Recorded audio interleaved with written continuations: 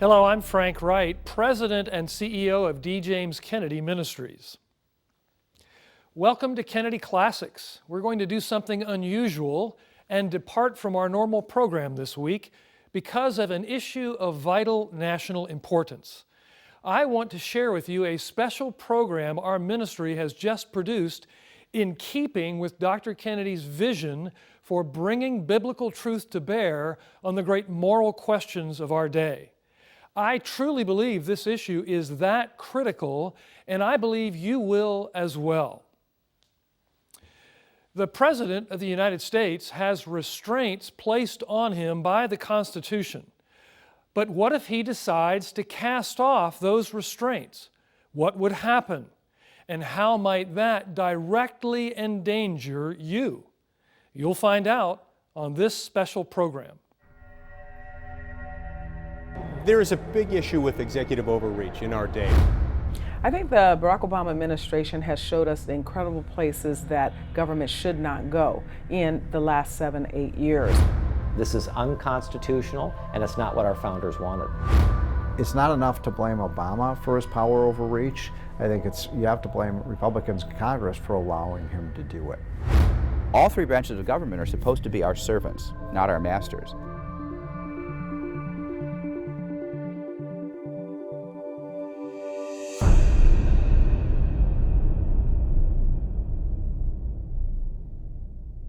It's true that all presidents have issued executive orders. But what happens when those orders become illegal fiats, bypassing the Constitution and the elected representatives of the people? Well, that is exactly what is happening in our own day under President Barack Obama. On today's program, we'll show you some of the ways the President is overruling your will expressed through your legislators and substituting his own, and how that is endangering the nation. As we begin, our own Dr. Jerry Newcomb focuses on the heart of the problem.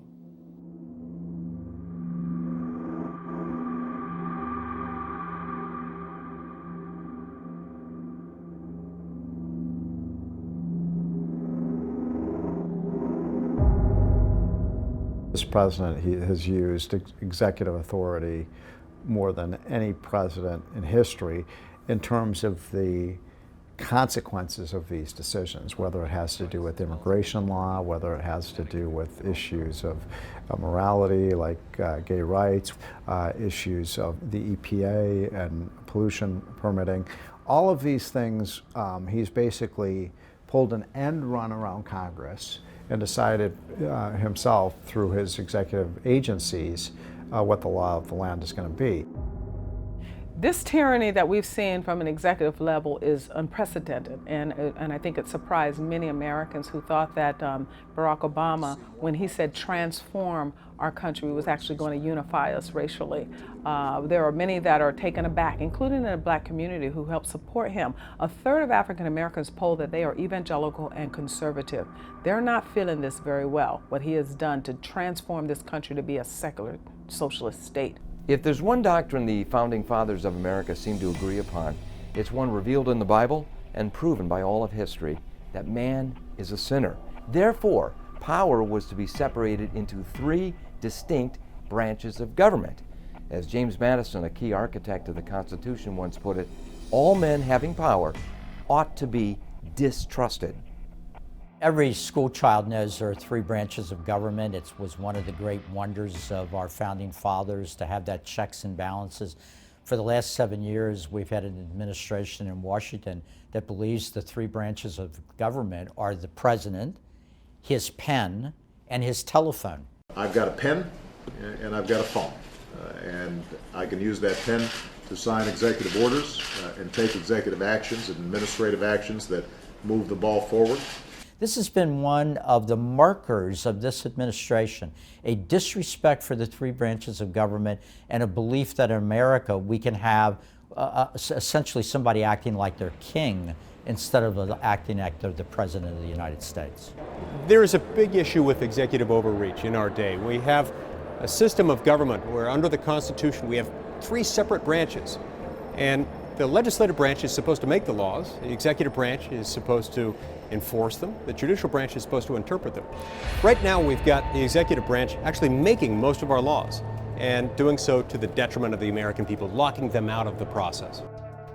This president has basically said, if I can't get Congress to pass a law that I want, whether it's dealing with immigration, whether it's something with Obamacare, if it's regulations dealing with the Environmental Protection Agency, then I'll just go in and basically have my folks at those different agencies enact the law on their own. That is not constitutional. Recently, the Obama administration has come down hard on the state of North Carolina, threatening to withdraw millions of dollars in federal funding. Why? Because that state opposes the open bathroom policy for transgenders favored by this administration. The people of North Carolina, Mississippi are wonderful people. I also think that the laws that have been passed there are wrong when it comes to respecting the equal rights of all people, regardless of sexual orientation, whether they're transgender or gay or lesbian. It seems to me that if legislation comes from the people via the legislators, then all the debate, all the discussion, all the iron sharpening iron happens, and you will really get kind of a measured and mediated sense of the people's right and wrong. That's what laws really are. They are the moral judgments of a society distilled down into edicts we call laws. And so whenever we have a president that is overreaching, then he's circumventing this process. Presidents have the right to sign executive orders, and every president has done so, and some more than others. The question is, do you do it within the realm of what the Constitution says are your rights as an executive? And I would argue that President Obama has overstepped those bounds. He's gone out and not just said, here's how I interpret something, but I actually want to change a law. That's happened with Obamacare over 20 some odd different times. Whereas if you want to change what's in the law, you're supposed to go back to Congress and alter it, amend it. That's called amending the legislation. The Obama administration hasn't wanted to do that. They just amend it on their own through Health and Human Services or whatever other agency he thinks he can get something through. That's overstepping. And the executive overreach that we are witnessing has been aided and abetted by Congress. Congress is the one that has let the executive overreach, and now we're yielding the fruits of that. All of this is no mere academic question. A bit later on this program, we will show you how this abuse of executive power is chipping away at your freedoms, sometimes with deadly consequences. Liberty is a right given to us by God through America's founders. These were certainly flawed men, yet they understood their own limitations and worked diligently to protect us from other flawed leaders, principally by establishing a government of laws under a written constitution. This was a great gift. In our day, it's a gift that's being squandered.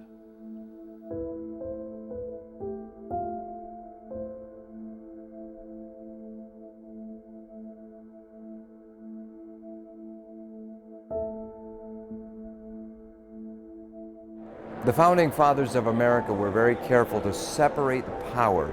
They knew that man was basically sinful, and so they didn't want the power in America to concentrate in any one hand or a small minority of people, an oligarchy, if you will.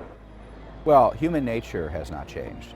Human nature is the idea that people basically pursue their self-interest even if that interest is adverse to the rights of their fellow citizens or adverse to the public interest. And you need a Republican Constitution to constrain the exercise of government power. When you empower certain individuals, you give people power over other people. They may actually serve their own interest or the interest of their cronies and buddies rather than the interest of the public, and you need a Republican Constitution to rein that in, and our founders understood human nature. They devised a text of a Constitution, a structure that would be very effective at combating that. The Constitution is far from perfect, as were its creators, but they recognized there would be the need to amend it from time to time through the consent of we the people. The problem, critics note, is when it is unofficially amended from time to time in ways that bypass we the people. Presidents, unfortunately, have a history of taking a license with the executive authority and doing all kinds of damage to the United States of America. Woodrow Wilson is the first president in a major way to go outside of those bright lines between the legislative branch, the executive branch, and the judicial branch. It continued, of course, in a major way with Franklin Delano Roosevelt and the so-called New Deal. Lyndon Johnson absolutely exploded the size of the federal government. Far more than Wilson, far more than FDR. Now you come all the way down to President Obama. And I think it's also fair to say that there are a lot of Americans who have surveyed the damage over the course of the last 8 years, directly emanating from the West Wing. And they have said, what are we going to do about this?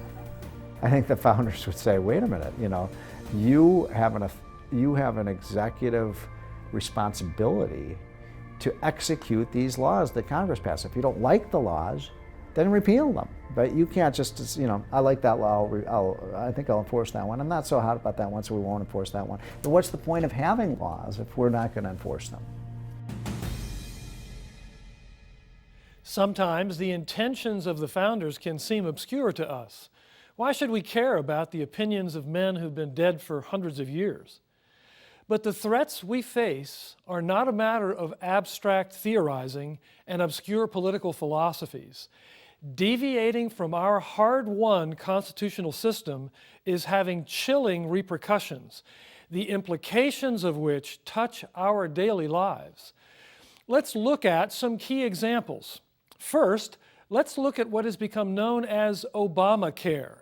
This healthcare plan was enacted as legislation, but only because the president made a pledge that it would not cover abortion. So what actually happened to that promise? Here's Dr. Jerry Newcomb. Under our plan, no federal dollars will be used to fund abortions, and federal conscience laws will remain in place. In March 2010, President Obama signed into law his signature piece of legislation, the so-called Affordable Care Act, otherwise known as Obamacare, whereby the government would now control approximately 20% of the economy, including our national health care. Who should live? Who should die? So anytime you have Congress adopting one understanding and incorporating that understanding into legislation, and some have argued that that may have happened with the Affordable Care Act when Congress passed Obamacare and Congress said there will be no abortion mandate. The Obama administration then basically adopted a type of abortion mandate. So they deliberately lied about how abortion would be covered because they knew it was such a political football, and they knew they couldn't pass the law if they were truthful to the American people. So they decided not to be truthful, and then they've gone out under the Obamacare law and covered abortions. Around the country, the HHS mandate within Obamacare is trying to force everyone, regardless of conscience rights, to pay for 4 types of abortion-inducing drugs. Hobby Lobby and a number of Christian charities, including Little Sisters of the Poor, cannot agree to this. I never thought that I would live to see the day in America when the federal government would fine people for their religious convictions. The idea that the federal government would come in and try to force the Little Sisters of the Poor to a group of nuns to pay for contraception and pay for abortifacients and sterilization in their health care insurance is grotesque. Never before in the history of America have we told religious organizations like Little Sisters of the Poor, you can do what your God-given call and mission is, so long as you participate in human genocide. In May 2016, the Supreme Court decided to duck the real merits of the issue, but at least this gave the Little Sisters of the Poor a temporary reprieve. The court ruled on that and ruled unanimously that the government had conceded after argument that there were ways in which insurance could be provided to employees without requiring any complicity by the Little Sisters of the Poor. Congress has been in the habit of delegating lawmaking power to the executive branch. So we've got to get back out of the habit. One of the things that will require is for Congress to be more precise in the way it words things, and for Congress to be more aggressive about withholding funding from programs with which it disagrees. As you've seen, freedom has been curtailed and the voice of the people ignored through executive overreach. But there's one area in which it has turned deadly. The issue of illegal immigration has now become perhaps the most controversial in the nation. Nevertheless, this president has pursued his own course of action despite our elected representatives, sometimes with tragic results. Our own John Rabe has more. We need to reform this immigration system so we are a nation of laws and we are a nation of immigrants. And at minimum, we should be able to get DREAM Act done. The so-called DREAM Act has been considered and rejected by the people's representatives in Congress numerous times. Critics of the act say that it would essentially grant amnesty to millions of undocumented aliens in America today. Effective immediately, the Department of Homeland Security is taking steps to lift the shadow of deportation from these young people. So on the DREAM Act, this is something that Congress has continually denied, which is basically to say that people who've lived in the United States for a certain number of years can become legal citizens of this country. And then Obama just issued an executive order saying they can. And for Obama to take this power without any consent from Congress, in my opinion, is unconstitutional, and the courts have said so. In 2016, the Supreme Court let stand a lower court ruling blocking President Obama's order protecting 5 million illegal immigrants from deportation. What was unaffected by today's ruling or lack of a ruling is the enforcement priorities that we've put in place. In the past 4 years, those enforcement priorities have resulted in a 45% drop in deportations by the United States Immigration and Customs Enforcement, or ICE. In 2015, ICE released over 19,000 criminal aliens from its custody who had over 64,000 convictions, including more than 8,000 violent convictions and 208 homicide convictions. The research has indicated that in about the last 4 or 5 years, there are 86,000 immigrants convicted in state or federal courts of aggravated crimes defined under the Immigration Code who are received by ICE, and something happens with the deportation and they are ultimately released back into society. This isn't just theoretical politics. Clearly, this executive overreach is a matter of life and death. In Norwich, Connecticut, Wendy Hartling remembers the last time she heard from her 25-year-old daughter, Casey. She texted or called me every single solitary day. Not one day would go by that we didn't speak or see each other. And even the night before, she had texted me, good night, I love you, Mom. And I said, I love you too. And that's the last thing. I'm glad that was the last thing, that we text to each other. That was on June 15th, 2015. The next day, a detective from the Norwich Police Department broke the news to Wendy. As soon as he said, this is the hardest part of our job, I knew what he was going to tell me. And so I probably can't even think of the words that he told me. It's just the fact that he told me that my daughter had been murdered.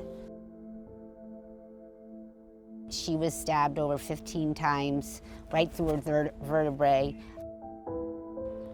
It killed me, because I know she suffered. There was no way she didn't suffer.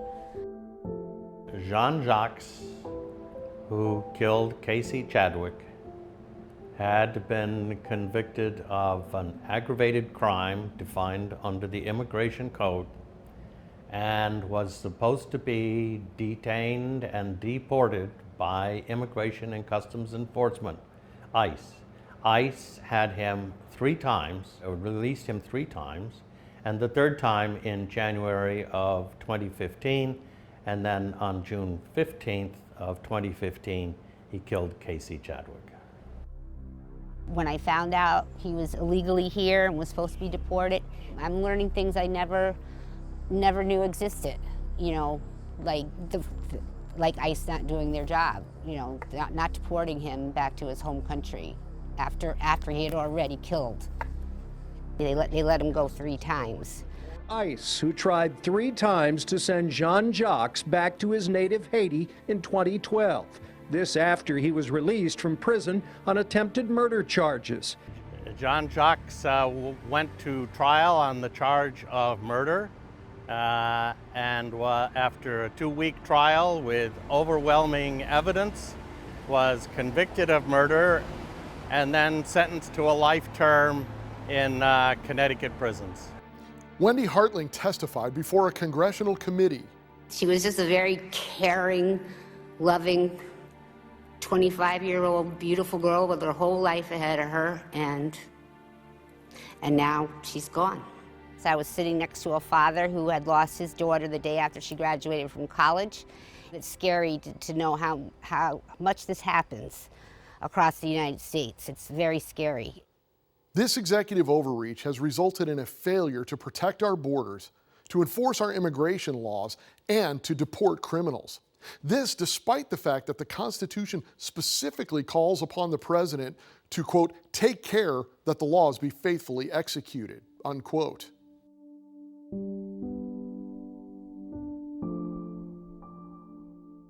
No parent should ever have to bury their child, and the circumstances of her death and knowing that she suffered kills me. My child did exist, and I want people to know that.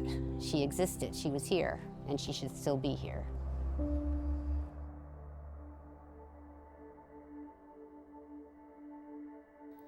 As you've just seen, executive overreach can be deadly.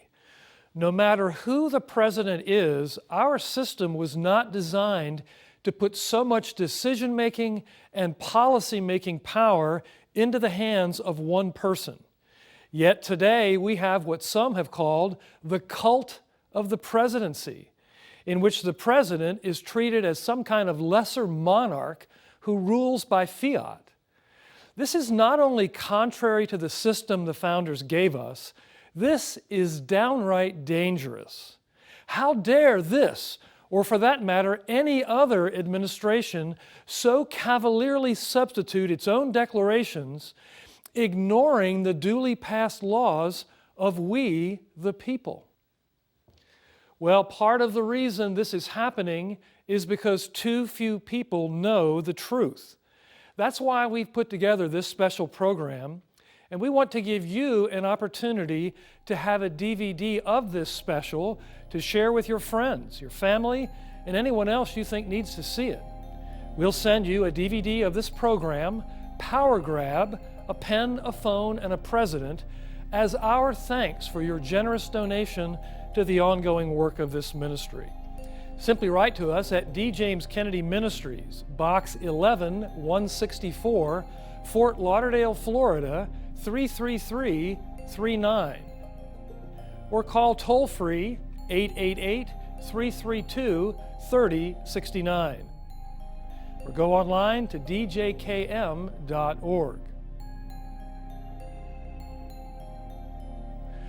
I don't need to tell you that this is an election year, nor do I need to remind you that as a nation, we seem to be heading down a road to insanity. And much of this lunacy has come upon us through a lack of understanding. We will go to the polls in November to make important and possibly irrevocable decisions about the future of America. The stories you've seen on this program today need to be seen by everyone who will cast a vote so that voters can make informed choices. By donating to this ministry, you'll be helping us get the word out on this issue, as well as other key issues like gender confusion, socialism, and the attacks on religious liberty. Dear friends, we need your help. There are few others even addressing these issues, and very few from a Christian perspective. We are willing to stand in the gap in defense of our nation and our beloved freedoms, but we need your help in order to do it. Please give a donation to help us continue this vitally important work and receive this special program, Power Grab, on DVD. Simply write to us at D. James Kennedy Ministries, Box 11164, Fort Lauderdale, Florida 33339. Or call toll-free 888-332-3069. Or go online to djkm.org.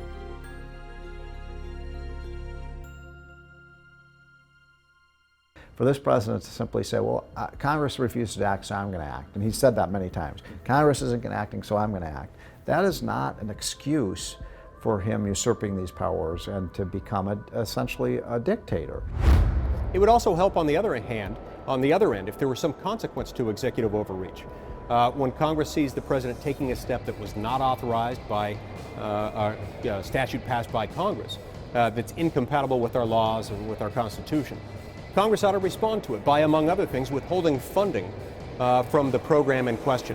If Congress did this, then presidents couldn't get away with that kind of activity. What this administration has done is single-handedly escalated and transformed America as a result of this progressive idea that government is the final solution and the ultimate agent of redemption, not individuals, not the church. And they're doing everything they can to move the church out of her space in our public square. The Apostle Peter tells us, "Be subject for the Lord's sake to every human institution, whether it be to the emperor as supreme or to governors as sent by him to punish those who do evil and to praise those who do good." As followers of the Lord Jesus Christ, we of all people must submit ourselves to the legitimate governing authorities. In America, the highest governing authority is not an emperor. And listen to me carefully, it is not even a person. It is the Constitution of the United States of America. Our Constitution is the supreme authority in the land. And under that Constitution, any president seeking to impose his will on the nation is abusing his office and exercising illegitimate power. When that is the case, Christians, like all other Americans, must stand and defend the Constitution, remembering those who shed their blood in defense of it. This is not a matter of politics. This is a matter of biblical faithfulness. Thanks for joining us on this special program. May God bless you, and may God bless America. This has been a production of D. James Kennedy Ministries.